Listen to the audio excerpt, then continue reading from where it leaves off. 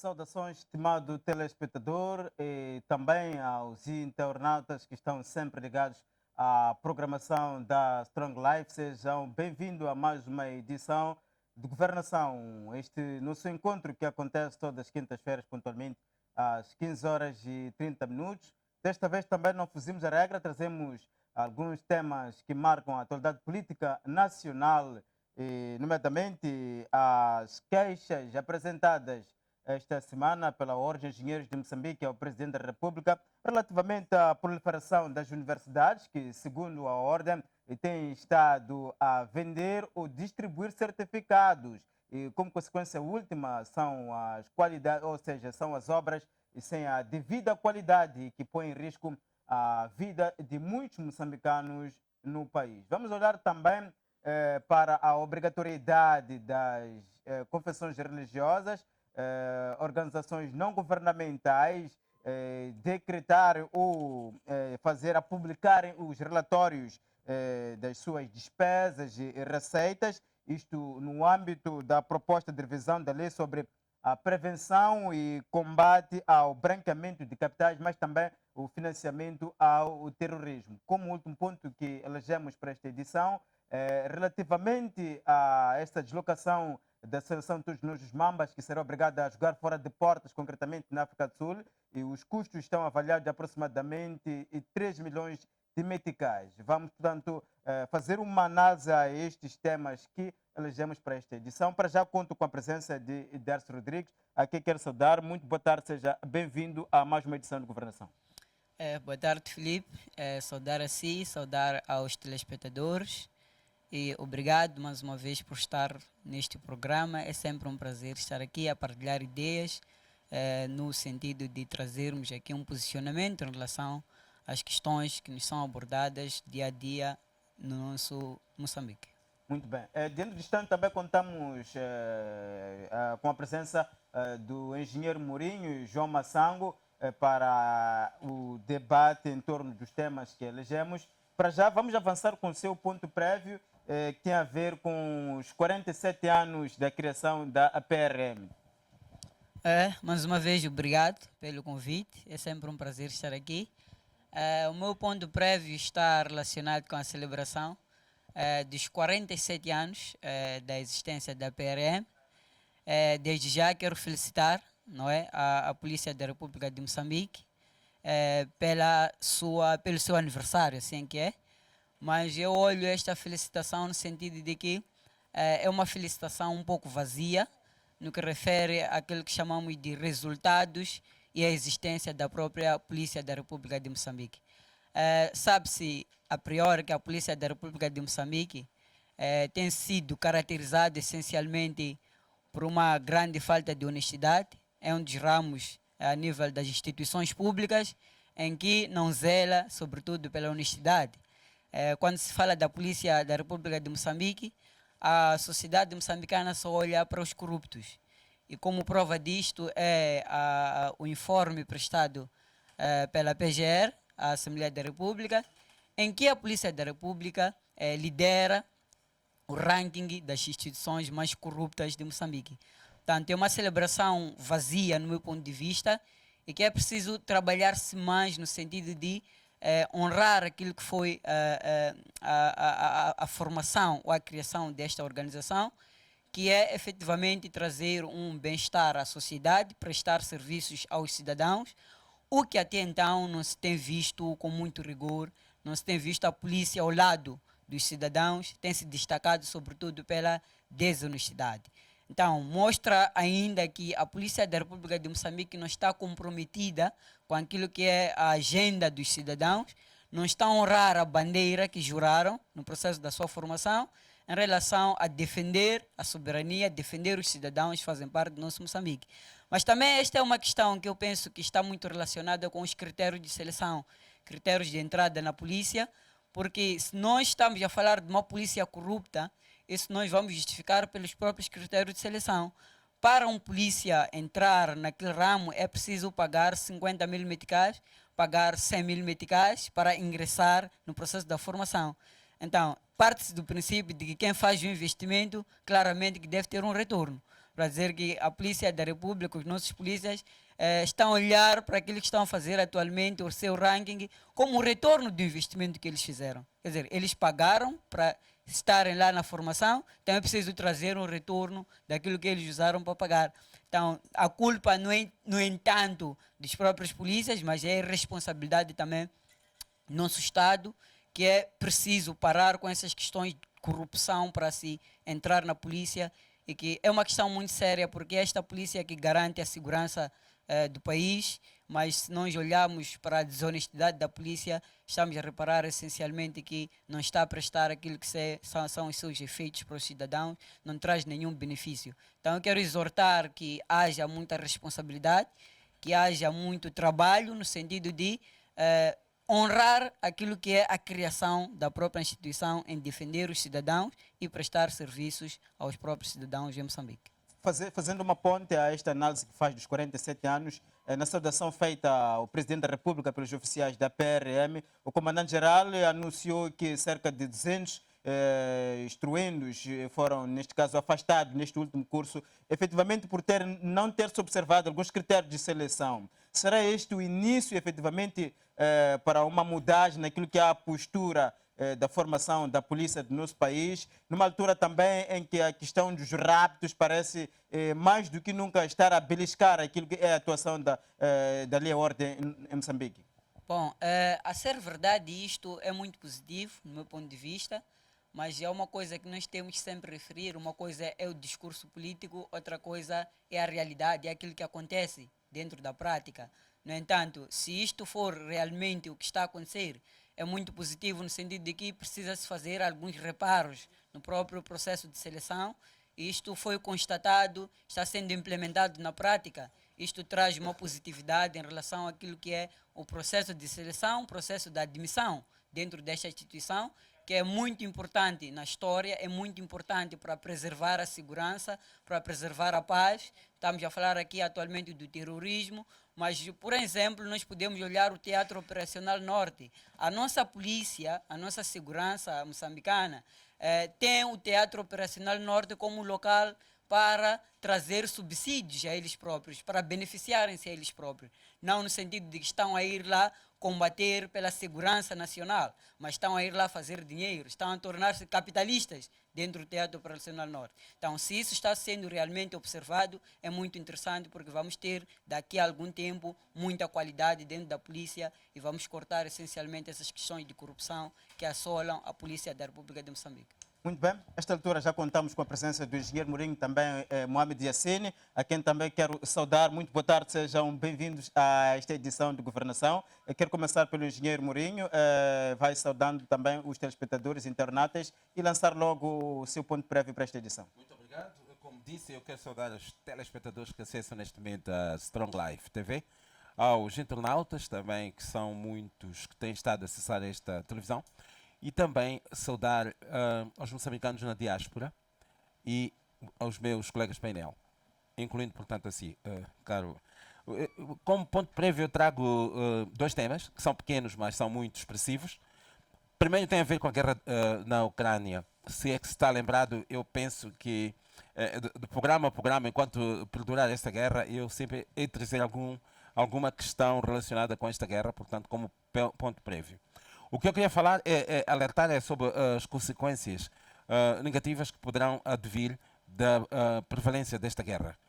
Eu sou da opinião que esta guerra já devia terminar, para que os efeitos, portanto, os impactos económicos, políticos e sociais não ameacem não só os países africanos, principalmente os países emergentes, mas também a própria União Europeia, que são os que demandaram estas sanções contra a Rússia. Mas eu queria falar aqui de um caso particular da Ucrânia. A Ucrânia é um dos centros produtores, um dos maiores, está no top 10 como produtores, portanto, de cereais, que inclui o trigo.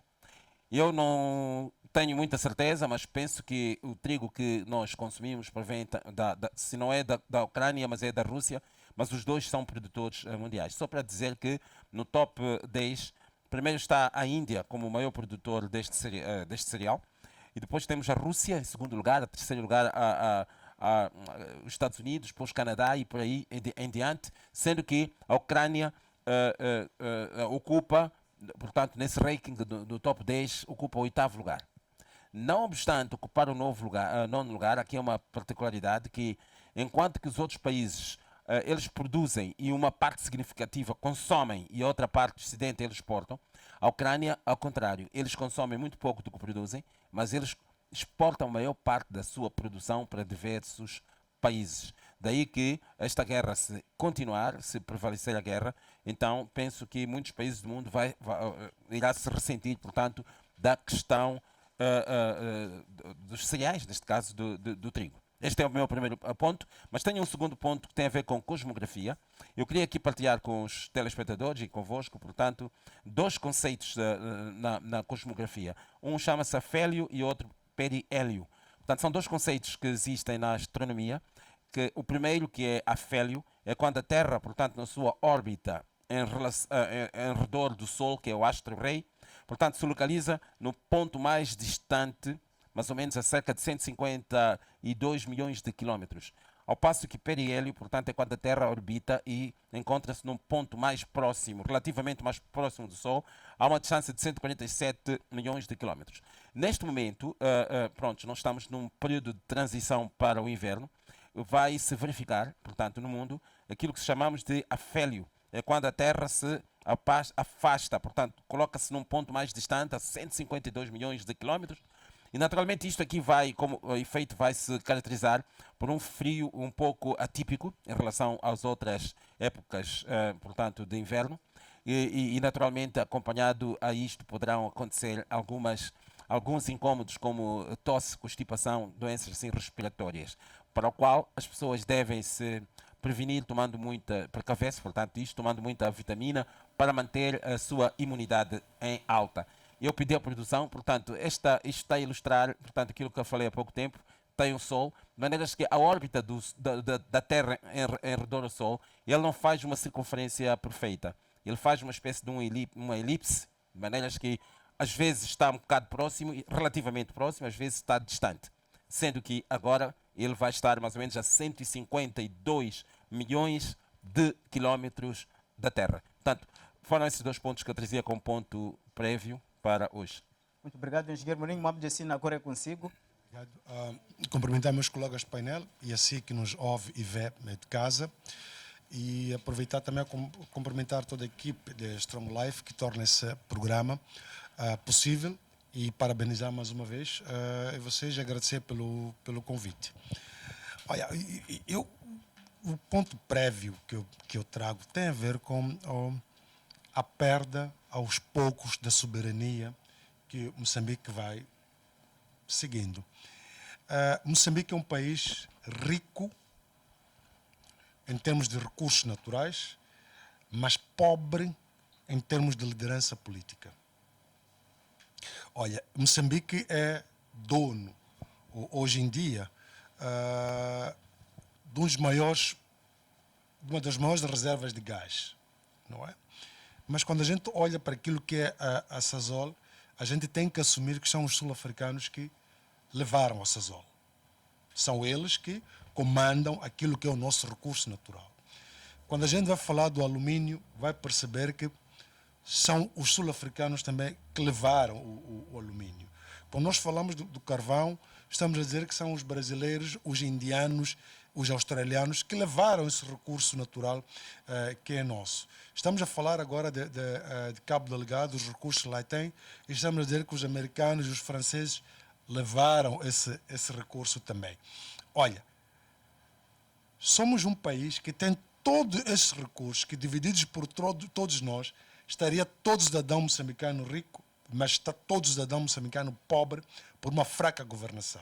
Olha, a única forma de entreter o cidadão moçambicano é aumentar as fábricas de bebida, porque até o futebol, que era a nossa alegria, o Estado Nacional de Desempenho, está claro que agora os sul-africanos já alugaram campo. Quer dizer que não há nada que o moçambicano pode dizer hoje em dia que lhe pertence. Nós temos tanto feijão burro aí, que devia alimentar a população, são os indianos que levaram e levam o feijão boer, a nossa maçaroca, o nosso milho é levado pelos malauianos. O que é que, na verdade, nós temos como moçambicano? Temos uma política de soma zero. Temos uma política governativa tão caricata que ficamos felizes porque um agiota como o Fundo Monetário Internacional vem de novo dar-nos as gorjetas para nos cobrar de uma forma elevada. Então, eu penso que devemos repensar este país, fazer um start e iniciar o país. Este é o meu fato da semana. Exato. Obrigado. Portanto, vamos para já arrancar com o primeiro ponto que elegemos para essa edição.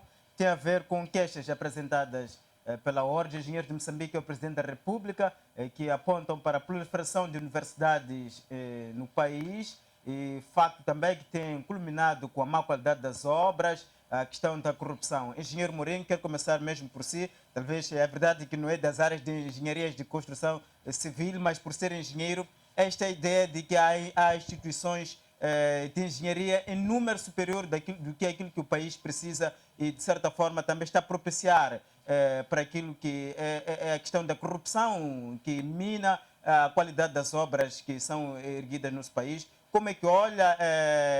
Tem algum mérito esta preocupação apresentada pela Ordem de Engenheiros ao Presidente da República, que impedem que se faça uma intervenção de fundo? Pronto, sim, eu sou engenheiro de profissão, eu sou engenheiro eletrotécnico, não sou engenheiro civil, mas deixe-me falar com toda a honestidade aquilo que é meu sentimento. Primeiro, sou solidário portanto, aquilo que a Ordem dos Engenheiros Bastonário apresentou ao Presidente da República. Portanto, a sensatez com que eu fiz, eu penso que era já sem tempo que se fizesse isso. Mas deixe-me aqui só primeiro navegar para um cenário, que é o seguinte. Eu fico muito preocupado, como cidadão, já não como engenheiro. Nós sabemos que os ventos ciclónicos são cíclicos em Moçambique. E sempre que fustiga qualquer tipo de vento, com qualquer magnitude que seja, só falar daqueles ventos devastadores, nós temos o problema dos tetos voarem, os tetos das escolas e tudo. E eu, de ano para ano, começo a pensar assim, o que é que está a falhar na engenharia? Isto claramente está a falhar alguma coisa. E eu, um dia, estava a falar com um colega meu e perguntei, por que é que, está bem, este ano houve ciclone e voaram os tetos, mas eles reconstroem nos mesmos moldes. No ano seguinte também voam os tetos. Olha, isto é pouco assim, isto envergonha um bocadinho a nossa classe. Alguma coisa não está bem. Eu até falei com o meu colega, não há possibilidade de se construir, portanto, escolas com tetos resilientes, portanto, às intempéries. Isto, tecnicamente, sim, eu afirmo que sim, porque eu sou técnico. Tecnicamente é possível. Porque tanto mais que nós, quando fazemos cálculos estruturais de qualquer construção, nós fazemos os cálculos, temos em conta os ventos, a predominância dos ventos, temos em conta outros fatores climáticos e atmosféricos, que é para eles serem resilientes. Portanto, eu sou engenheiro eletrotécnico, quando faço perfil numa linha de alta tensão a média tensão, tenho em conta estudo predominância dos ventos, tenho que ter em conta, portanto, fatores de calor, chuvas, intempéries e tudo, para adequar a rede àquelas intempéries. Agora, eu questionava muitas vezes, na construção civil, será que isto não é feito? Então, quando se despoleta essa questão de engenheiros falsos, então veio a resposta, cuja pergunta eu já fazia há muito tempo. Afinal, o que se está a passar? Afinal de contas, naturalmente, se temos engenheiros falsos que estão à frente dessas obras, obviamente, o que se pode esperar, regra geral, o que se pode esperar realmente são essas situações.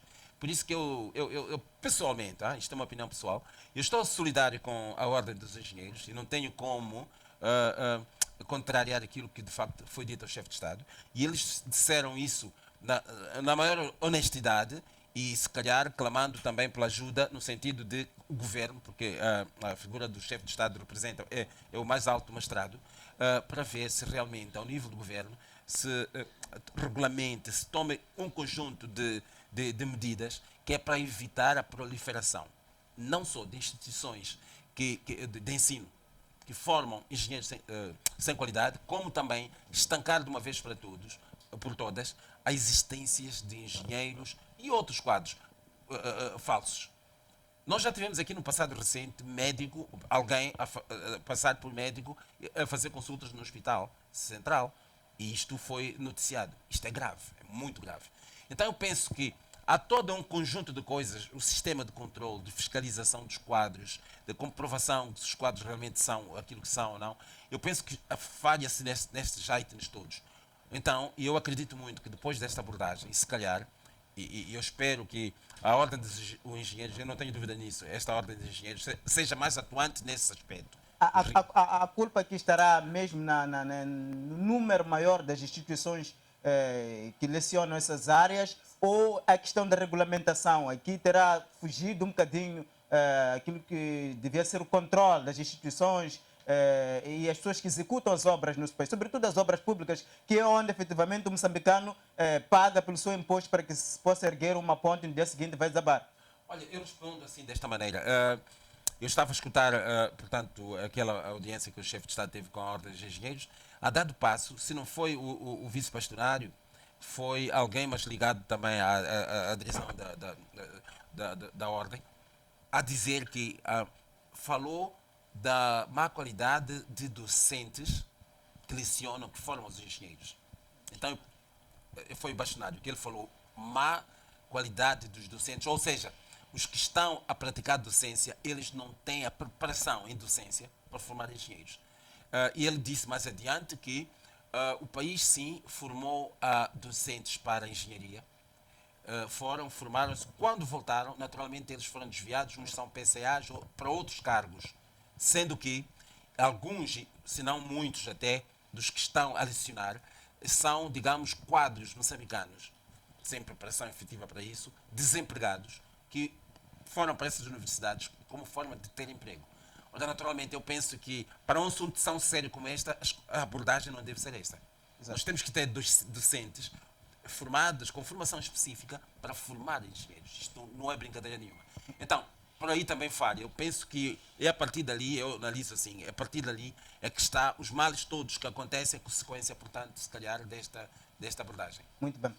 Mohamed Yassine, antes de esta efeméride que levou com que a Ordem de Engenheiro fosse recebida pelo Presidente da República, assistimos no início deste ano em que a Ordem veio ao público anunciar a existência de engenheiros falsos, e até o caso entrou à Procuradoria da cidade de Maputo, onde supostamente deverão ser responsabilizados os indivíduos já devidamente identificados. E desta vez, perante o chefe de Estado, a Ordem de Engenheiro é uma espécie de clamor, no sentido de que a área foi tomada de assalto. Como é que olha para essa situação? De que é a culpa? Ou onde é que tem que se começar a responsabilizar? É efetivamente pelo número de instituições que lecionam esta área? No direito comparativo que se fez aqui, fala-se que, por exemplo, Moçambique tem mais instituições de ensino superior nesta área de engenharia do que, por exemplo, a África do Sul, país vizinho, mais desenvolvido, e tantos outros países da Europa.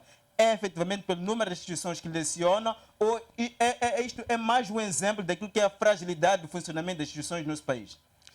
Bom, eu até queria colocar isto, podia buscar 3 prismas, mas deixa-me pegar o primeiro, que é, eu disse aqui que o que Moçambique não tem é dirigente competente. Moçambique não tem. Moçambique está, a esses todos os 40 e tal anos, a ser governada de uma forma deficiente. Moçambique pode colocar um simples alfaiate como ministro de transportes, por exemplo. Moçambique pode colocar um madeireiro como ministro de negócios estrangeiros. Ou seja, essa pessoa não tem responsabilidade técnica para o ministério que dirige.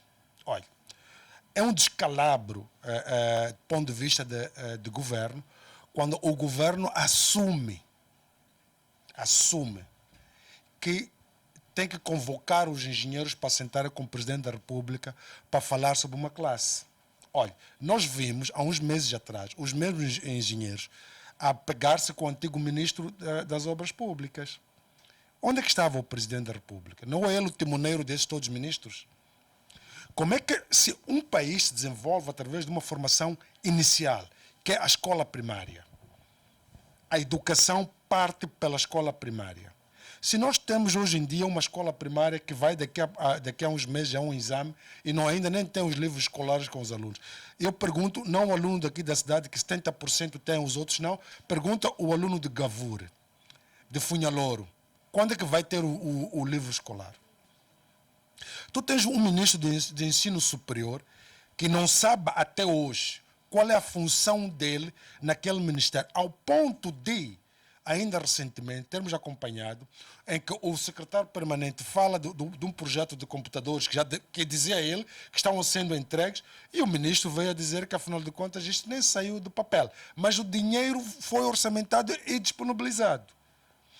O que falta aqui é que o governo tem que perceber que governar não é esperteza. Governar é ciência. Tu não podes ter, por exemplo, um ministro de transportes, não é?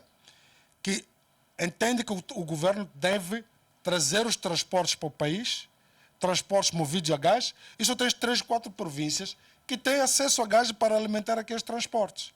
Um transporte que nem tem um extintor. Olha, tu não podes falar, por exemplo, de formação superior quando tu tens o Presidente da República a nomear como reitor de uma universidade alguém que a própria classe da universidade o rejeitou. Apesar do Presidente ter, do ponto de vista constitucional, esse direito de nomear a quem quer, mas a classe o rejeitou, indicou uma outra pessoa. Como é que tu vais ter... Estamos a falar hoje em dia de ordem de engenheiros. Quando aqui alguém vem de fora do país, como um sapateiro, alguém que vai passar pano numa obra de construção, e dia seguinte aqui é chamado de engenheiro. Como é que tu vais ter uma ordem de engenheiro se não és capaz de dizer, por exemplo, quem é o chinês que é engenheiro? Mas são eles que são atribuídos pela ANE, pelo Ministério das Obras Públicas, às grandes obras do país. Estão na mão deles. Quem é que deles é um engenheiro? Como é que tu comprovas? Agora, entrando para o índole nacional, é passar um atestado de incompetência para o governo quando o presidente chama a ordem de advogados para ser ela a lidar com a questão de formação superior nas faculdades de engenharia. Quem é que legisla isso? É a ordem de advogados? Não. É a ordem dos engenheiros? Não. É o governo que é incompetente. O Presidente da República está a chamar uma ordem para auxiliar-lhe a uma incompetência própria. Ou seja, é um autogolo. Está a reconhecer que o seu governo é incompetente. Tanto o Ministro da Educação, o Ministro da Ciência e Tecnologia e o Ministro das Obras Públicas, que não conseguem pôr cobro a um grupo de engenheiros. Olha, somos 30 milhões de habitantes. Quantos engenheiros são? Ao ponto do Presidente chamar a ordem para a presidência. Quantos engenheiros são? É outra coisa. Quem é que outorga o direito dessas instituições de engenharia funcionarem? Quem é? Quem dá licença para funcionar? O governo, não é? Então, o que exatamente o Presidente da República está a fazer? Está a assumir incompetência perante todos os moçambicanos que ele, na qualidade de chefe deste elenco de ministros, vai licenciando instituições de engenharia que hoje está claro que são inúteis. Então, quem é o inútil? O Presidente da República aponta aqui como o grande culpado da corrupção. Não, o Presidente da República... A grande corrupção onde? Nas instituições do Estado. Quem dirige o Estado? É ele. A grande corrupção onde? No Ministério da Educação, que tem como obrigação licenciar essas instituições. Quem é que indica o ministro? Ele. A grande corrupção onde? No Ministério da Ciência e Tecnologia, que deveria estar a averiguar constantemente se essas instituições são resilientes ou não. Quem nomeia essa ministra? Ele. A grande corrupção no ensino primário, que é de lá onde o cidadão tem que se formar para saber se deve ser corrupto ou não. Quem é que desenha o formato do que deve se ensinar nas escolas primárias? Somos nós, como cidadão? Não, é o governo. Liderado por quê? Por ele. Quem é que deve lidar com a Procuradoria, com o Ministério do Interior, com o Ministério, com a Polícia, lida com a questão da corrupção no país? As instituições do Estado. Quem tem que lidar com elas? Ele. O Presidente da República está a falar da corrupção, sim. Quem é que nomeia a Procuradora-Geral da República? É ele. Quem que nomeia o Comandante-Geral da Polícia? É ele. Quem que nomeia o Presidente do Conselho Constitucional? É ele. Quem que nomeia o Presidente, a Ordem dos Advogados? Quem que nomeia? Esses todos são empossados por quem? Por ele. E esses todos, quando têm um problema com o povo, porque são nomeados por ele, jantam com quem? Com ele. A incompetência é para quem? Muito para bem. ele. Exato. Dércio, quero a sua sensibilidade em relação a esta matéria, que é bastante sensível, porque primeiro coloca em risco, estamos a falar de uma área que lida muitas das vezes com infraestruturas que para a sua edificação requerem custos. Esses custos saem daquilo que é o contributo dos moçambicanos. Com este cenário que aqui foi colocado, praticamente na asta pública, há uma imagem de que a famosa bolada estará por detrás desta toda desorganização organizada que se vive no setor de engenharia. Bom, é uma questão muito sensível, porque a questão da educação é a base para o desenvolvimento do Estado. É do pequeno que se torce o pepino. Quer dizer, que é desde a formação de base até a formação superior, onde nós temos grandes déficits no contexto da educação em Moçambique. Agora, há muito tempo atrás falava-se apenas no contexto da educação no ensino básico. Agora estamos a chegar às instituições superiores. Isto é muito grave, porque eu assumo particularmente que esta questão, esta reclamação da Ordem dos Engenheiros de Moçambique está relacionada com a própria incompetência deste Estado que nós temos, deste governo que nós temos. Num sentido muito simples, a reclamação é de que existe uma proliferação de universidades, não é? Que atribuem certificados, que atribuem notas, que atribuem categorias a várias entidades, nesse caso específico os engenheiros. Mas estamos a falar agora dos engenheiros. Não estamos a falar de outros setores de educação que são atribuídos esse certificado. Imaginem se todos os setores de educação tivessem a sair a reclamar por conta desta questão. Estaríamos no alvoroço. Então, esta questão mostra, sobretudo, a incompetência e a insensibilidade que este governo tem em relação à qualidade do ensino em Moçambique. Olha, nós temos 26 instituições que lecionam a arquitetura, por exemplo, leciona a questão da arquitetura, entre outras áreas de formação. E a ordem mostra que essas instituições são maiores ou são muitas em relação à própria população que existe em Moçambique. Isto me coloca numa relação, ou me coloca a fazer uma relação entre a oficialização destas instituições que existem, instituições superiores, instituições de ensino técnico profissional, e que estão na responsabilidade e na tutela das entidades que zelam pelo ensino superior e o ensino técnico profissional em Moçambique. E essas duas instituições prestam contas a quem? Prestam contas ao governo, ao Estado. Olha, uma coisa muito interessante tem a ver com o licenciamento destas próprias instituições. Se nós formos observar, estas todas 26 instituições que existem, podemos destacar ou podemos constatar que nem todas elas são licenciadas. Mas estão a operar no nosso país, estão a formar engenheiros, estão a formar médicos, estão a formar enfermeiros. Essas instituições não estão licenciadas. Então, urge aqui a questão de mostrar a incompetência da própria entidade que zela pelas essas instituições, que presta contas ao próprio governo. É o próprio governo que nomeia indivíduos para gerir essas instituições. Agora, se nós estamos a dizer que essas instituições proliferam diplomas, estamos a assumir que o nosso Estado é que cria essas possibilidades. O Estado assume que não quer um ensino com qualidade em Moçambique.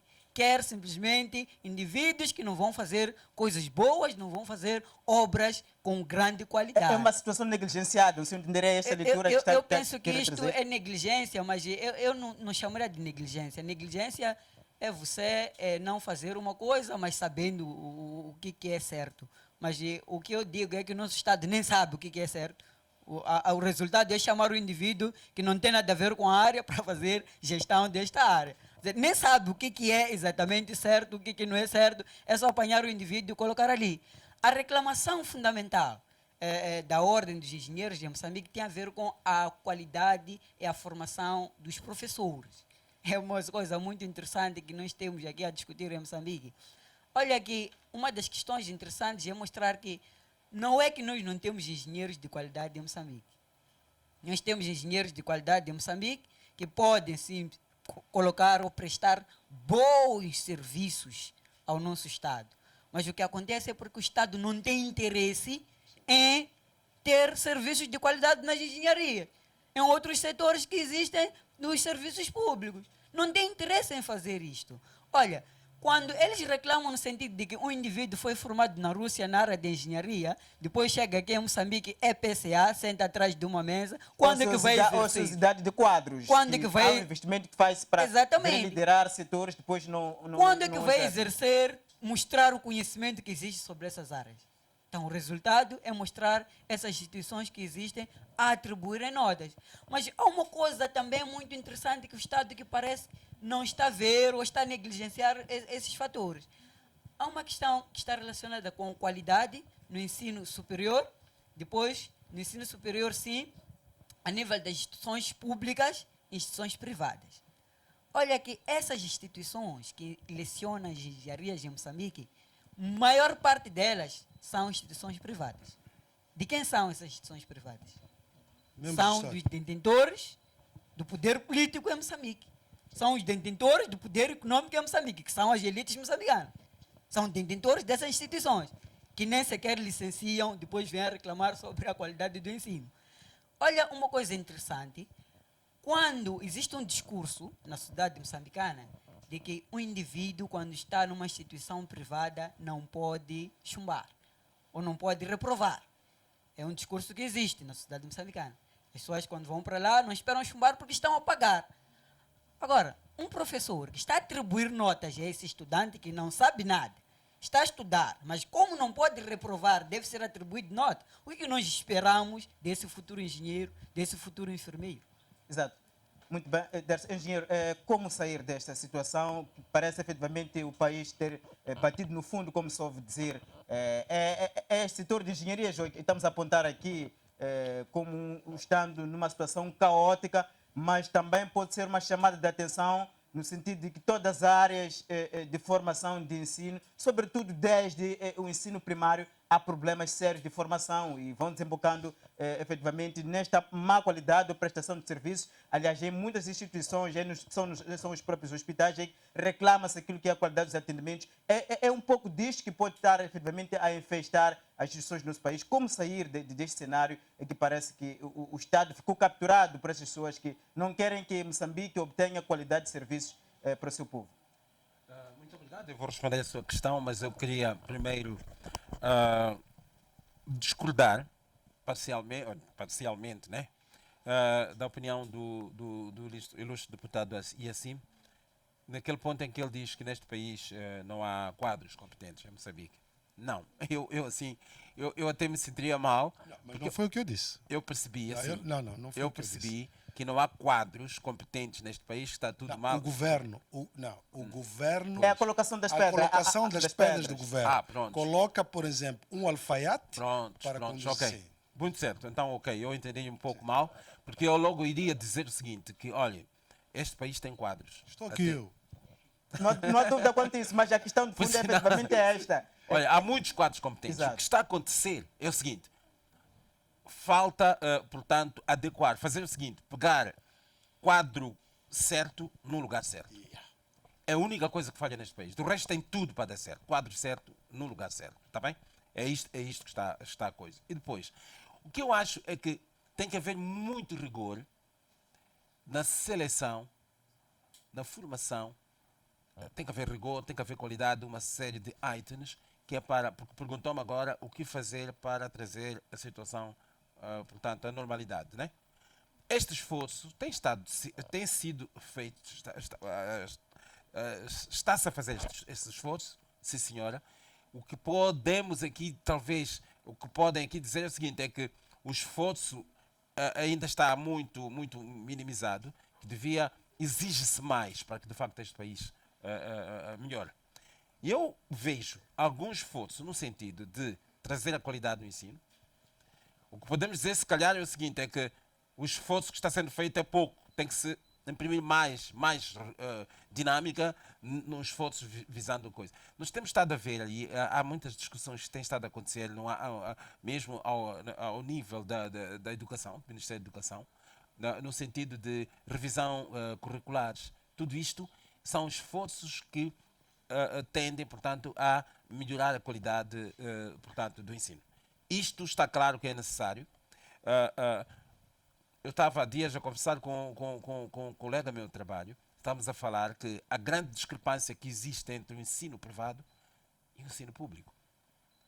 Naturalmente, temos que reconhecer que o ensino público está aquém, portanto, daquilo que o ensino privado. E é por isso que muitos, aqueles que podem, colocam os seus filhos, portanto, a estudar na escola privada, no ensino privado, e principalmente há ensinos privados, por exemplo, que obedecem o currículo da Cambridge, por exemplo, né?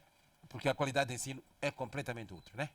E então, o que eu acho é que o governo, através do Ministério da Educação, terá que, portanto, rever principalmente alguns programas curriculares que estão neste momento vigentes, tanto no ensino primário.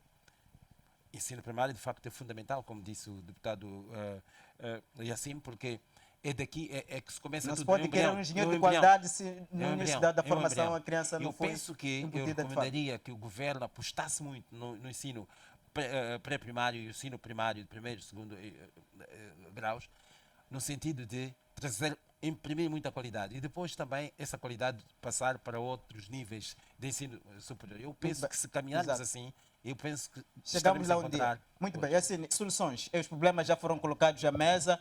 Por onde começar para que efetivamente se volte a ter uma qualidade de ensino que transmita confiança em todo o setor do nosso país, porque já se tem visto aqui em Moçambique. Olha, eu disse no princípio também que governar não é esperteza. E governar também não é sair e dizer que eu tenho como arrumar este processo sem que para tal a ciência também seja parte dela. Olha, não acha um bocadinho estranho que nós temos um país em que o presidente está no segundo mandato. Temos 2 ou 3 ministros que já estiveram eles em 3 ministérios diferentes. Ou seja, estamos a assumir que este país não tem mais pessoas com qualidade para além daquelas mesmas pessoas. Olha, estamos a dizer-se que este ministro é uma chave mestre, não é? É uma chave que abre todos os ministérios. Mas agora é preciso olhar a capacidade, olhar a produção que esses ministros deixam em cada um dos ministérios dos quais saem. Para que está a sair daquele ministério se ele é bom? Então, percebe que está-se a tirar alguém que foi inútil no ministério, está-se a colocar no outro para piorar a ação desse mesmo ministério. A outra questão, quando me fala das soluções, tens 2 soluções chaves. O primeiro é que um governo, quando é inclusivo, busca as melhores peças. Tu tens um governo que é sempre nomeado pelo menos membros do Partido Frelimo e ponto final e basta. O país não é feito só de membros do Partido Frelimo. Um governo, quando é inclusivo em termos de capacidades, temos tantos quadros aqui, bons naquilo que fazem, não são absorvidos pelo governo, porque não têm cartão do Partido Frelimo, e em contrapartida eles são muito bons nas instituições internacionais, lá fora onde eles estão. Mas são moçambicanos. Olha, nós estamos aqui a lidar todos os dias com o Ministério da Agricultura, por exemplo, falhanços em termos de políticas, que até hoje não existe uma política clara da agricultura, mas nós temos um moçambicano que é diretor africano da FAO. Olha, nós tivemos aqui um moçambicano que acabou por perder a vida em Moçambique, que foi diretor por 10 anos do NEPAD. E chegou aqui, nem foi colocado em nenhuma instituição universitária. Para dizer que há uma marginalização de alguns quadros que deviam prestar. É preciso desmistificar a governação. O governo de Moçambique não pode ser governo só de frelimistas. Tem que ser governo de moçambicanos. É a tal inclusão. Por quê? Porque isto vai permitir que o pensamento de Moçambique seja de todos os moçambicanos. Dou-lhe um exemplo mais claro. Olha para o Ministério da Educação. Tens uma ministra que não tem percepção exata do que é o Ministério da Educação. Sensibilidade de Não, não gostava de sensibilidade. Trata-se de técnica. A ministra foi minha colega no Parlamento. É preciso dizer que tu tens essas pessoas que tu dizes, olha, o que é que ela pode dar de contribuição para aquele lugar? Moçambique tem que parar de inventar. Moçambique tem que olhar para os problemas e dizer: nós precisamos de políticas a longo prazo. Dou um exemplo muito concreto. Cada ministro que entra para um ministério desfaz todo o programa anterior, inclusive as pessoas que estão nos gabinetes para colocar os seus. Porque naquele ministério não há uma política-chave, política mestre. Daqui até o ano 50, o que será da agricultura de Moçambique? Daqui até o ano 50, o que Moçambique quer fazer da educação? Nós tivemos, durante um período até 2015, a ideia de educação para todos, do Banco Mundial, que tem a ver com as passagens automáticas. Resultou em quê? Um aluno da 10ª classe que ainda não se compara com um aluno da 4ª classe. Nós não devemos continuar a dizer que existiram os alunos do 8 de março, okay, que contribuíram para o desenvolvimento. Já não estamos no 8 de março. Temos que olhar o que o país precisa hoje para o bem da geração futura. Nós não temos. Tu não tens um plano Marshall de Moçambique, que é capaz de te dizer, por exemplo, na indústria de transporte, daqui a 20 anos o que Moçambique será. Em contrapartida, temos programas desestruturados do município, por exemplo, de Maputo, vai ter aqui o BTQ, vai ter o metro sei lá onde, que tu perguntas qual é o impacto negativo ou positivo que isso terá na política de transporte de Moçambique. Não existe. Qual é a política de educação superior de Moçambique? Não existe. Tu tens uma questão que é a ciência e tecnologia, que até tem um parque grande, que é aquele que está em Maluana, ali. Vai lá ver o que é que se faz lá. Não tem nada. Exato. Dércio, para finalizar, o seu ponto de vista de onde começar a arrumar a casa, porque parece, de facto, estar num verdadeiro labirinto. Bom, arrumar a casa é muito simples e muito fácil. Se haver vontade de arrumar a casa. A questão política pesa muito. A questão política de arrumar a nossa casa, porque uma das questões fundamentais que deve ser feita no nosso Moçambique é primeiro valorizar a capacidade intelectual. É o primeiro ponto-chave. A Valorizar. questão da confiança política, é preciso separar as águas, porque muitas das vezes nós colocamos as pessoas a assumir algumas instituições, cargos de chefia, em função da confiança política, não pela competência que Mas efetivamente essas pessoas é o que o colega prestam. Assine está aqui a dizer, é muito verdade. Se nós formos a olhar para as pessoas que compõem o nosso governo, são todas pessoas da Frelimo. Quer dizer, ser da Nova Democracia, ser da Renamo, ser da MDM é um problema para o nosso Estado. Não se olha para a capacidade intelectual dessas pessoas, parece que essas pessoas não sabem nada em relação à governação. Então, é preciso valorizar a capacidade intelectual e, sobretudo, alocar os quadros nas suas áreas próprias de formação. Eu estava a dizer aqui que não há muita vontade, por quê? No ano passado, nós vimos um caso muito espetacular que eu, a priori, eu saudei a iniciativa do ex-estadista presidente João Chissano. Ele saiu a reclamar em relação à qualidade do ensino em Moçambique.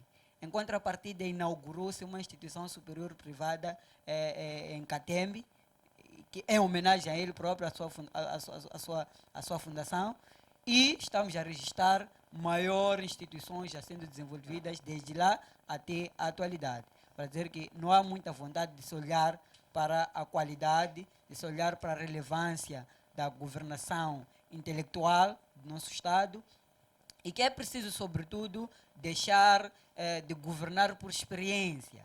É aquilo que o colega Assine estava a dizer, não é preciso governar com experiência, governar com senso comum, é preciso governar com inteligência, governar com intelectualidade. E é assim que nós vamos sair deste labirinto em que nós nos encontramos. Muito bem, vamos passar para o segundo ponto, tem a ver com a obrigatoriedade das igrejas, fundações e organizações não governamentais publicar relatório das suas despesas e receitas. Isto como uma medida em que o governo submeteu à Assembleia da República com vista a controlar o branqueamento de capitais, mas também o financiamento ao terrorismo. Vamos começar por Mohamed Yassine, que é mais rotinado nestas matérias. No seu entender, aqui o proponente desta lei visa ou pretendia efetivamente, é uma lei que já foi aprovada na Generalidade e Especialidade esta semana, visava efetivamente travar aquilo que é o branqueamento de capitais, mas também o financiamento ao terrorismo, ou tinha outras intenções? Há algumas vozes críticas aqui que entendem que esta medida vai, de certa forma, controlar aquilo que é a contribuição das organizações da sociedade civil, a questão da cidadania. Que leitura faz, efetivamente, para aquilo que podem ser os impactos desta lei? Olha, primeiro, diria que isto mostra, em primeiro lugar, mostra uma derrapagem de coordenação por parte do governo. Digo porquê. Porque há anos atrás, 2009 ou 2012, Moçambique introduziu uma lei que era toda instituição, toda organização humanitária ou instituição social que recebesse acima de $1 milhão deveria comunicar diretamente ao Banco Central e era o Banco Central a gerir esse valor. Na altura que a questão da pandemia da HIV-Sida estava muito alta. Entendíamos nós que aquela era uma política de gestão. Dois, Moçambique agora está perante um problema que é a falta de uma lei específica para o combate ao terrorismo. Olha, e em contrapartida, o governo trouxe uma proposta que abrange todas as outras instituições e que elas devem fazer uma declaração dos bens que recebem. É preciso recordar que em 2007, a antiga ministra Luísa Diogo, na altura, dizia que a Igreja Universal tem que pagar uma taxa dos valores que recebe. Assumindo que existem algumas instituições que acabam por não ser exatamente só religiosas, mas também movimentam grandes valores. Onde é que eu acho que o governo derrapa agora? É que vai exportar uma lei através dos protocolos internacionais. Eu recebi aquele protocolo no mandato passado, em 2019, que era o protocolo sobre o terrorismo. Eu é que o recebi. Ficamos a olhar para ele e trouxemos uma outra versão sobre a lei de branqueamento de capitais, a criação do GFIM, a criação de protocolos específicos para o terrorismo. E esta carta nova trazida pelo governo até roça um pouco da Constituição da República. E voltamos para outro sinal importante, é que o Estado não é só o Partido Frelimo. Se for a ver, o Partido Frelimo achou que devia votar a favor daquela lei, apesar dos dois partidos da oposição terem optado pela abstenção. Vota-se pela lei, isso devido à força do voto, e não olhando para a incongruência da própria lei. Olha, este país vai cambaleando. Nos outros países normais, há uma concertação para a aprovação de uma lei. Até esta lei, pelo impacto social que ela tem, deveria ter sido antecedido de uma auscultação pública. Nas condições em que ela foi aprovada, que consequências? É uma lei que vai coxa. É uma lei que roça a própria Constituição. É uma lei que vai ser combatida por maior parte das instituições da sociedade civil. É uma lei que vai se impor à razão. Então, o governo, mais uma vez, vai estar a lutar com as instituições religiosas, com as instituições da sociedade civil, porque não quis escutá-las para poder produzir uma lei consentânea com a realidade de Moçambique. Este é que é o problema deste governo. Exato. Engenheiro, a sua leitura relativamente a esta lei, que o governo, no seu entender, ao submeter esta revisão, pretende, de certa forma, estancar a possibilidade de haver um financiamento, sobretudo para a questão do terrorismo, e razão pela qual aqui passa a haver a obrigatoriedade das instituições, quer religiosas, organizações não governamentais, declararem o seu património, sobretudo a questão dos valores, o que é que gastam, o que é que produzem. E isto está a criar alguma divisão naquilo que é o sentimento, sobretudo, das organizações da sociedade civil. Entende que o governo, ao propor da forma como propôs e também chegou a ser aprovado na Assembleia da República, foi infeliz? Olha, é assim, eu devo primeiro começar por dizer que nós vivemos agora num advento, que é o advento do terrorismo. Isto é um fenómeno novo até diria no mundo, né? Tem alguns anos ainda, essa senhora, novo, porque O terrorismo agora tem facetas muito complexas. Moçambique não é exceção nessa questão do terrorismo. Primeira questão. Segundo, a lei contra branqueamento de capitais já existe, foi aprovada em 2013, se a memória não me falha. O que está a acontecer agora é uma revisão desta lei. E vou dizer porquê. É que desde 2013 a esta parte, ocorreram situações no país. Engenheiro, deixa-me só. Pois. A lei não é 2013.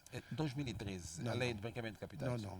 Mas em 2013 foi discutida pelo menos essa questão sobre branqueamento de capitais. Porque o que está a acontecer agora é uma revisão da lei. A lei foi aprovada em 2018. Eu fiz uma intervenção no Parlamento a mostrar a fragilidade dessa própria lei. Foi em 2018. Não, Mas 2013. o projeto de lei pode ser que a memória... A aprovação, 2018. Aprovação. Mas, muito bem. Não, eu falei que o indo projeto de lei efetivamente para aquilo pois. que são os efeitos, engenheiro. Sim, o que eu queria dizer é o seguinte, é que desde lá, esta parte, tem estado a acontecer no país questões relacionadas com branqueamento de capitais, lavagens de dinheiro, corrupção muito acentuada, e incluindo já com o terrorismo, também financiamento do terrorismo. E naturalmente eu penso que o governo é sensato neste aspecto, em que o governo está preocupado, o governo quer resolver esses problemas. E uma das questões que o governo achou que também, não é, entre outras ações que serão necessárias também para estancar esse mal todo, é a revisão, portanto, dessa lei.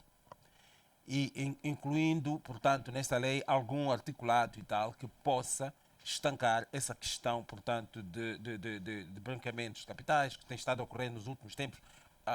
Por exemplo, tivemos aquela situação das dívidas não declaradas e lavagem de dinheiro, branqueamento de capitais e tudo. Então, mas também com enfoque para o financiamento do terrorismo. Mas a questão, engenheiro, que se coloca é que que algumas vozes que levantam-se já. A lei foi aprovada Pois. há dias ou praticamente esta semana, mas as próprias organizações, sobretudo até instituições religiosas, já não se sentem confortáveis com esta obrigatoriedade que surge. Repare que é a tarefa Terá faltado, de facto, a escutação, conforme dizia o Mohamed Yassine, para perceber, efetivamente, como é que, de forma conjunta, pode-se combater esses males. O que eu queria dizer, eu vou chegar aí, mas o que eu queria dizer é o seguinte: o governo, preocupado com a situação, com a conjuntura desta situação toda, naturalmente, o que quer o governo é controlar a situação de branqueamento de capitais e que é a melhor forma, da forma como foi com esta submetida revisão e porque alguns artigos serão incluídos nesta lei que prevê, por talvez, controlar principalmente aquelas organizações sem fins lucrativas, mas que têm estado a angariar fundos, é o caso, portanto, de doações, no caso das igrejas, e também algumas ONGs.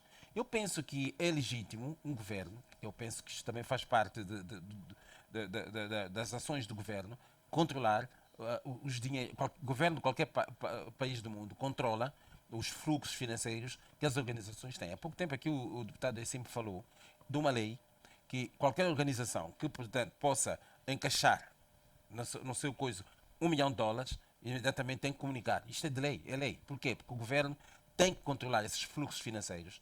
Por uma razão muito simples. Isto até pode estar inserido na própria defesa, digamos, da própria integridade do governo, que é o seguinte, é que muito dinheiro não controlado pode escapar para financiar terrorismo ou para financiar, portanto, tráfico de drogas e outros males de contrabandos e tudo. E o governo, é legítimo que um governo, naturalmente, onde há muitos fluxos de dinheiro, o governo tem que ter o controle. O que se faz com esse dinheiro? E eu penso que, então, o que diz a nova lei? Que essas organizações, quer religiosas, quer ONGs, eles devem apresentar e conservar os exercícios financeiros que eles têm por 8 anos e devem comunicar isto, portanto, às instituições competentes, que é para fazer seu acompanhamento de como é gerido esse dinheiro. Porque muito dinheiro não controlado pelas instituições competentes pode, de facto, cair em más mãos, neste caso, para o financiamento de atividades subversivas do Estado, e o Estado tem que ter alguma forma também como controlar e como defender-se dessas situações. Exato, muito bem, É ali onde eu acho que eu não vejo, assim, que haja assim... Alguma imperfeição? Não, porque o governo de qualquer país do mundo controla, sim senhor, os grandes Sim, fluxos mas a de dinheiro. pergunta é, Porque não não é só vê Moçambique, alguma não é imperfeição exceção. da forma como foi submetida a Moçambique não é proposta? exceção. Estados Unidos da América, as grandes empresas que movimentam Exato. milhões de dólares, está sob controle do governo dos Estados Unidos. E eles acompanham. Então, por que é que muito alarido quando o governo pretende, simplesmente, o governo não vai apoderar-se deste dinheiro. O governo quer saber como é que este dinheiro é gerido, como é manuseado este dinheiro. Muito E bem. eu penso que é legítimo para qualquer governo do mundo. Temos que perceber isto. Exato. Dércio, ainda nesta revisão que foi feita, consta que o governo vai passar a punir as pessoas que publicarem informações sobre Falsas. possíveis ataques terroristas ou informações designadas como classificadas. Esta emenda também, que leitura faz, para além dessa obrigatoriedade que já vínhamos aqui falando, de declaração daquilo que é o património, dos valores que são recebidos ou que são gastos pelas instituições? Primeiro, eu gostaria de dizer, primeiro, que o alarme sobre esta revisão da lei sobre branqueamento de capitais e financiamento ao terrorismo não vem no sentido de que isto seja negativo, mas no sentido da natureza do nosso Estado, da competência do nosso Estado e da responsabilidade do nosso Estado em relação à situação que acontece em Moçambique. Dizer que o alarme não é porque a lei não é boa. Por exemplo, eu faço duas análises referentes a esta revisão da lei. Primeiro, naturalmente que sim, esta lei vai, sobretudo, vai minar a autonomia das organizações de sociedade civil, bem como das organizações religiosas. Mina a autonomia. Agora, o que é certo, é importante referir aqui duas vertentes fundamentais, porque o financiamento do terrorismo a nível mundial, sabe-se a priori, por exemplo, que as igrejas, a religião, é muitas das vezes a nível mundial usada para lavagem de dinheiro, branqueamento de capitais e financiamento de atos terroristas. Isso está claro. No sentido de que eu vejo esta lei não como uma lei imperfeita na sua aplicabilidade. É positiva no sentido de que é preciso, sim, haver um controle em relação àquilo que está relacionado, por exemplo, com o aspecto de financiamento do terrorismo. Se nós formos olhar para o mundo inteiro, a religião islâmica, sobretudo, está muito associada à questão de financiar os movimentos terroristas, jihadistas por aí no mundo. Agora, a questão mais interessante é mostrar que a reivindicação ou as críticas que surgem são naturalmente por conta do envolvimento do próprio governo, de próprias individualidades do governo no contexto do financiamento de movimentos terroristas. Sabe-se a priori que o que está acontecendo no Cabo Delgado não são apenas causas externas. Não tem nada a ver até a atualidade com financiamento por parte das igrejas, por parte dos ONGs em relação ao terrorismo em Cabo Delgado. Sabe-se a priori, existem estudos que mostram que tem lá interesses internos de altas individualidades do nosso Estado que estão interessados em que a guerra ocorra. Então, quer dizer que é uma lei escapatória que o nosso governo, que nossas entidades querem usar para fechar essa lacuna de que eles próprios estão envolvidos no financiamento. É uma lei legítima, eles usam esta lei na legitimidade para eles se esconderem por detrás desta lei. Porque nós sabemos, a princípio, que quem financia, quem se beneficia do terrorismo em Cabo Delgado são as nossas elites políticas. Então, eu estou a dizer que esta é uma boa lei, no sentido de lei como deve existir. Mas é uma lei que permite com que estes indivíduos que estão por detrás do financiamento do terrorismo se escapem e se encontrem escapulidos diante da lei. Eles vão justificar na base da lei. Nós estamos a controlar as igrejas e quem controla vocês? Quem vai controlar a eles próprios que financiam o terrorismo? Então, é uma questão que eu faço uma análise no sentido de que a lei, por ela, não peca, vai minar sim a autonomia dessas instituições, mas é legítima, porque a nível mundial nós temos visto situações similares que isso acontece. Então, é legítimo fazer esta lei. Agora, o que não é legítimo é eles se esconderem por detrás desta lei, enquanto nós sabemos que eles próprios estão relacionados ao financiamento dos movimentos terroristas. E Mas beneficiam-se. E beneficiam-se, na sua maior parte, por esta guerra que está acontecendo em Cabo Delgado. Olha, só um reparo, desculpe mesmo. O colega aqui falou de que nós sabemos que a religião islâmica financia o terrorismo. Não, não e não. Terminantemente não. A religião islâmica não financia de forma nenhuma nenhum terrorismo. A religião islâmica é confundida como que se financiasse, não financia.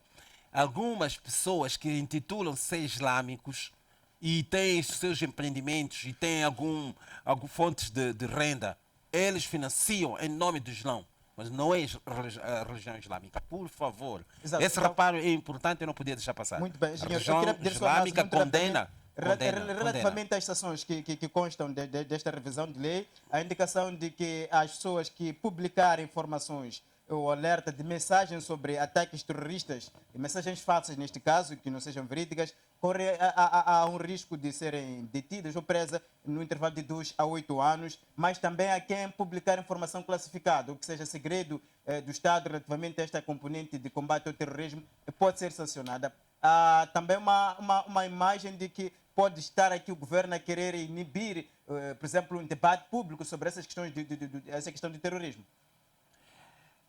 Olha, eu entendo aqui, portanto, as pessoas que, dizendo por outras palavras, levantarem falsos testemunhos sobre assuntos, digamos, essas pessoas serão punidas. Eu entendo assim e eu acho sensato isto. Eu entendo assim, salvo alguém que eu tenha entendido de outra forma e de forma melhor. Mas eu entendi nisto, resumidamente, de que o governo pretende punir realmente pessoas que levantem falsos testemunhos sobre, portanto, essas questões, portanto, aqui apresentadas. Eu entendo assim. Não há nenhum perigo naquilo que é o debate público, aquilo que é mas eu penso que o momento das pessoas em relação a esta matéria, que ainda que seja sensível, mas de facto merece também que haja uma opinião de todos. Eu penso que em momento nenhum ali se diz que, ou restringe as pessoas a terem um debate público, mas de coisas não especulativas, de coisas concretas, eu penso que não há proibição nenhuma nisso. Olha, a não ser que alguém tenha entendido melhor. Sim, Muito bem, uma penso, sua rápida, Názaro, relativamente a este aspecto da penalização. Sim, é que não me deu ainda a vez de poder falar. Eu penso que nós estamos a entrar muito para o Ruanda. Eu conheço o Ruanda, sei como é que as leis da liberdade de expressão são. Esta lei, este artigo, da forma como foi colocado, não tem muito a ver com o combate ao terrorismo. Este artigo tem a ver com a supressão da liberdade que vocês, como jornalistas, têm. Olha, nós estamos aqui a falar, por exemplo, segredo de Estado. O que é segredo de Estado? Quem é que deve saber o segredo do Estado? A quem compete salvaguardar o segredo de Estado? Eu ia dar um exemplo muito simples. Por exemplo, se eu sou deputado da Assembleia da República, durante os 5 anos tenho questões que não devo levantá-las publicamente. Até pode ser a propositura de uma lei que vai alterar o Estado, por aí. Mas quem garante que assim que eu sair não vai partilhar? Okay. Um membro que está no Conselho de Ministros, que tem um segredo de Estado, quando deixa de ser membro do Conselho de Ministros, ou já não é ministro, esse segredo do Estado que ele tinha antes continua segredo de Estado? Outra questão. Se vocês, como jornalistas, têm a função de vasculhar, e o Estado diz nesta lei que aquilo que for publicado como segredo do Estado, vocês vão ser sancionados. Eu me recordo que quando se falou sobre as dívidas ocultas em Moçambique, eu fui a primeira pessoa a nível da Assembleia da República a falar sobre o crime das dívidas ocultas em 2015. E foi dito também que era mentira. Era tudo mentira. Não se devia falar sobre este assunto. Não existe esse assunto. Vocês, jornalistas, cavaram e trouxeram a verdade. O que é que ouvimos no julgamento? Algumas coisas eram segredo de Estado. Roubar era segredo de Estado. Levar o dinheiro do povo era segredo de Estado. Então, se era segredo de Estado, o que não podia se falar na altura, por que no tribunal veio como crime? É por causa do segredo do Estado. Então pode-se refugiar aqui o Estado nesta todo o governo. Para olha, que alguns assuntos não sejam debatidos. Eu tenho dito que o verdadeiro patriota não é aquele que defende o interesse do governo. É aquele que não permite com que o governo não informa o povo do que faz à noite. E vocês, jornalistas, têm esta responsabilidade. Quando esta lei vem a dizer, por exemplo, que vão ser presos de 8 a 12 anos, viu a discussão hoje na Assembleia da República, é que esta normativa via a própria Constituição. Devia ser de 3 a 2 anos para permitir uma caução. E vai ser exigido a si, jornalista, a ter que dizer quem foi que lhe disse sobre esta questão específica e o senhor, a lei internacional, o dá o direito de proteger a sua A fonte. fonte, exato. 2. Nós vimos aqui, quando foram abertas as contas da Nadar com essas outras empresas para o Ministério da Defesa, o jornalista Luís Lianchotti e o Nenene trouxeram como informação que este dinheiro era recebido na conta do ministro. E foi dito que era segredo de Estado. O banco confirmou que aquele dinheiro ia na conta do ministro. Tanto como no tribunal, não venceu. Então, que segredo de Estado é este? Quem é que deve saber do segredo de Estado? Porque o Estado somos todos nós. Então, se é um segredo que é de Estado, eu tenho que saber qual é esse segredo que me envolve. E vocês, como jornalistas, têm a obrigação de bisbilhotar, trazer-nos. O jornalista, hoje, quando vai ao Ministério para procurar saber somente como é que a atribuição dessas viaturas foram feitas, vão dizer que é segredo de Estado. Olha, roubalheira neste país é segredo de Estado. Exato. São essas Então, imperfeições que, por exemplo, fizeram com que tornou-se- as bancadas parlamentares da oposição não se identificassem com qual é, conforme E foram. mesmo assim foi Foi aprovada. aprovada Porque pelo há uma voto majoritário, maioria exato. que defende o segredo de Estado sempre que envolve corruptos, ladrões, traficantes de droga, todos estão defendidos pelo segredo de Estado. Só para dizer ao engenheiro Mourinho uma coisa muito simples. É importante sim que essa lei seja debatida. E o engenheiro Mourinho tem razão quando não vê que as pessoas vão bisbilhotar e vão trazer isto aqui pela frente. Não é a percepção que o engenheiro Mourinho tem. Também não é minha. Sim. Mas vai lá buscar. A maior parte dos traficantes de droga aqui no país encontram proteção onde? Estado. Quer mais? Nós estamos a falar de captura de droga todos os dias em Nampula, em Cabo Delgado. São membros de que partido?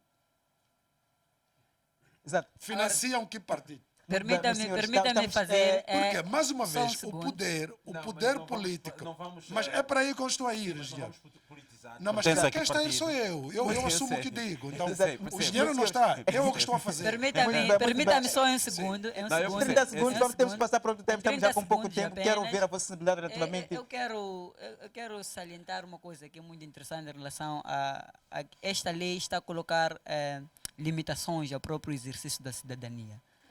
Por quê?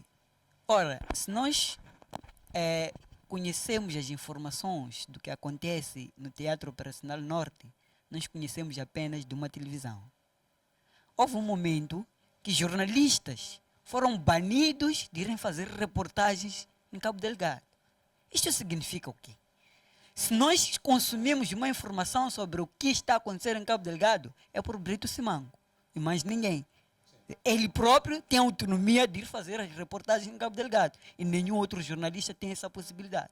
Então, aí estamos a tentar minar a liberdade de expressão e a limitação do exercício da cidadania e de questões profissionais. Exato. Não, Muito bem, senhor. Só muito rapidamente. Não, o que eu queria dizer é o seguinte: sabe perfeitamente que eu com todo o respeito para as opiniões dos meus colegas, é o seguinte: não vamos partidarizar essas questões, porque eu sou membro do Partido Frelimo, mas não me revejo como ladrão e tal. E como isto, eu disse, o Partido Frelimo disse outra vez ao deputado, temos 4 milhões de membros. E não é possível que todos os 4 milhões sejam. Não, mas Exato. uma questão é simples. Há dias esteve a correr nas redes sociais um indivíduo que, presumivelmente, é membro da Renamo, que roubava gados. E que as pernas dele, questões da tradição, viraram pernas de gado, mostraram. De forma nenhuma não podemos dizer que é Renamo, é Renamo que rouba. Não. Ele é um cidadão, por sinal membro da Renamo, que roubava gado, mas não tem nada, não vamos São casos politizar. particulares. Muito bem, muito Ele bem. tem nome, ele responde por nome, Tá claro, e não engenheiro. membro do partido, não membro do Quero só partido. perguntar aqui ao Não engenheiro membro do partido. uma coisa muito simples, engenheiro. Nós recentemente, agora, não ontem, agora, na semana passada, o juiz de instrução soltou os 8 membros séniores das alfândegas que estão envolvidos nos 18 milhões, no desvio através de licenças de exportação dos 18, isenções neste caso, dos 18 milhões de dólares. O engenheiro viu semana passada. Mas o engenheiro sabe muito bem que o Partido Frelimo, ainda nas outras eleições, deu licença a uns elementos do partido que exportaram entre congeladores, motorizadas, 3.000 motorizadas, 600 e tal congeladores, tudo avaliado acima de 6 milhões e tal de dólares. Exportaram em nome do Partido Frelimo. O que significa que, quando eu falo aqui que há aqui um aproveitamento e proteção política, é que o Partido Frelimo, se não se revê nesta ação que é dita em seu nome, que se pronuncie e se distancie publicamente. Muito bem. Como eu passar tenho para dito, Exato. apesar de todos os elementos de corrupção que são colocados aqui, viu nas dívidas ocultas recentemente um elemento-chave a dizer que uma parte desse dinheiro financiou a campanha do Partido Frelimo. Temos agora na Catembe um julgamento da antiga ministra do Trabalho que claramente diz uma parte do dinheiro financiou o Partido Frelimo. Tivemos o julgamento anteriormente de Cambazas e os outros e que disseram uma parte financiou o Partido Frelimo. Para que o Partido Frelimo não aparece em público a dizer que aqueles indivíduos não nos representam e, como tal, estão sancionados ou expulsos? Muito bem, Mohamed Yassine, obrigado. Eu quero pedir um minuto a cada um de vós só para uma análise relativamente a esta questão da seleção de todos nos Mambas. Será obrigado a jogar na África do Sul devido ao problema de gestão de infraestruturas públicas do desporto no nosso país. O Estado Nacional de Desempenho foi chumbado em 2021 por não reunir os requisitos dos padrões internacionais, sobretudo aquilo que são agências da CAF. Dércio, como é que olha para esta situação em que a nossa seleção está sendo obrigada a passar, provavelmente por uma questão de má gestão de infraestrutura desportiva no nosso país? Está-se a falar daqui de mais ou menos de 3 milhões de meticais que vão ter que se gastar para jogar na África do Sul, porque não conseguimos gerir as nossas infraestruturas. Muito rapidamente estamos mesmo em cima da hora. É uma vergonha total. É uma vergonha total. Eu, por mim, tinha que se demitir. Todos os indivíduos estão a fazer gestão de desporto em Moçambique. Não faz nenhum sentido o que está a acontecer. Olha, nós vamos gastar cerca de 3 milhões de meticais para ir jogar, para ir alugar um campo na África do Sul. Atendendo que nós só temos um único estádio em Moçambique e esse mesmo estádio não está em condições favoráveis para se aplicar o futebol. Isto é uma vergonha total. Agora, uma coisa também interessante é a relva que está sendo plantada ali no Estado Nacional de Desempenho está mais ou menos há meses sem germinar aquela relva. Por que nós não usarmos esses fundos que o Estado vai dispor para esse jogar fora e aplicar-se no melhoramento daquele nosso estádio? Quer dizer, estamos a tratar aqui de uma incompetência fundamental, mas uma competência muito... Nós já assinamos a carta de Estado incompetência. assumiu a possibilidade da gestão do Estado Nacional de Desempenho passar para um consórcio sul-africano. Assinamos uma carta de incompetência, quer dizer, um governo que não consegue gerir nenhum estádio sequer que existe em Moçambique. Isso não acontece em nenhum lugar. Isso é triste, mas isso dói para os moçambicanos. É só um estádio que nós temos em Moçambique, um apenas. E este um estádio não está em condições. O que estamos a fazer? Engenheiro, a sua análise, a seleção de todos nós, mais uma vez, será obrigada a jogar fora de portas por conta de ausência digamos, de infraestruturas em condições de acolher jogos de nível internacional, com a possibilidade de hipotecarmos a gestão do Estado Nacional de Desempenho para uma gestão privada. Olha, a notícia não é agradável.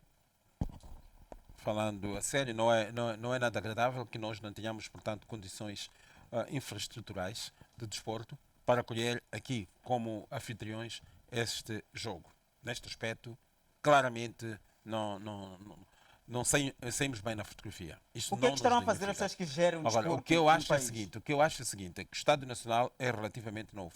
Digo relativamente, tem alguns anitos por aqui, mas o índice de degradação que ele se apresenta e que chumbou na auditoria da FIFA não devia ter acontecido porque é um Estado relativamente novo. O que eu acho é o seguinte, eu recomendaria que o Governo entregasse a gestão privada. Quando eu falo de gestão privada, pronto, já está em vista, segundo o secretário de Estado do Desporto, para entregar um consórcio sul-africano. Olha, se isto vai trazer-nos, vai fazer com que o nosso nosso estádio seja recuperado, seja um estádio capaz de receber eventos internacionais, eu acho que é bem-vindo esse tipo de parceria. Há quem condene, que diga, porque sul-africanos, porque podia ser zimbabuianos, podia ser o quê? Penso que não há proibição É a melhor que venha. solução. Eu Para penso fechar, que é é a melhor melhor do que solução deixar como está. Gestão privada é a melhor solução. Não, para termos o estádio a níveis de competitividade internacional é a melhor preferível, solução. é preferível. É preferível. Naturalmente eu preferia que fosse, portanto, uma gestão nacional. Não havendo, vamos Não há entregar a capacidade, coisa. muito bem. E não é Moçambique o único a fazer Muito isto. rapidamente, em menos de um Sim, minuto. Mas deixar assim, Bom, deixar é que assim. eu não vejo novidade nenhuma. Deixar aí eu assim. disse aqui no princípio. Pois. A gestão de areias pesadas de Moçambique está sobre Pois. quê? É gestão de moçambicanos? É privado. Chinês. A gestão de Sazola aqui é moçambicano? Privado. Sul-africano.